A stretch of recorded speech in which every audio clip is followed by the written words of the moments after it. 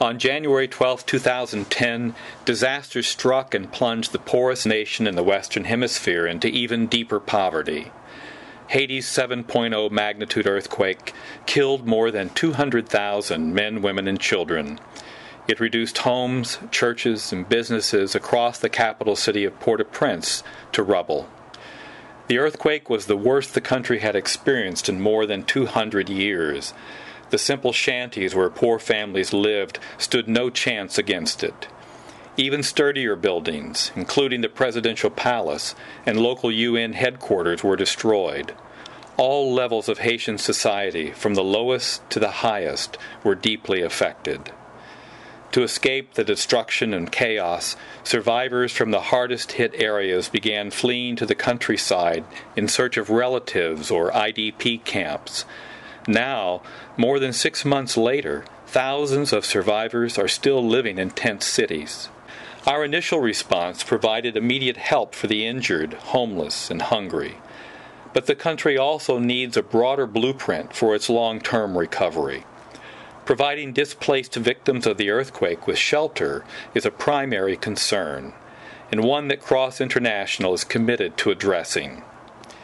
We've launched an effort to build earthquake-resistant homes for refugee families. In partnership with Shelter to Home, we're providing a practical, affordable, environmentally friendly, and culturally acceptable housing solution for families who lost their homes in the earthquake. The Shelter to Home system uses a metal framework to create the main structure of the house. The homes are built from prepared components that are manufactured to order for a specific floor plan. This allows the materials to be packaged, transported, and assembled as kits, a major advantage when groups of houses are being constructed in one area. Among other benefits, the system allows workmen to construct the kits in hours with just a few basic tools. A unique reflective fabric covering is then placed over the structure to provide waterproofing. The covering reflects 96% of the sun's heat and keeps the home's interior cool. With the covering in place, the home is functional and a family can move in immediately. But the shelter can still be easily disassembled and moved if necessary. Once any land issues are settled, the shelter can quickly and easily become a permanent structure. The base is embedded in concrete when the floor is poured. Metal lath and stucco is applied over the fabric to the exterior and interior, and the house is painted.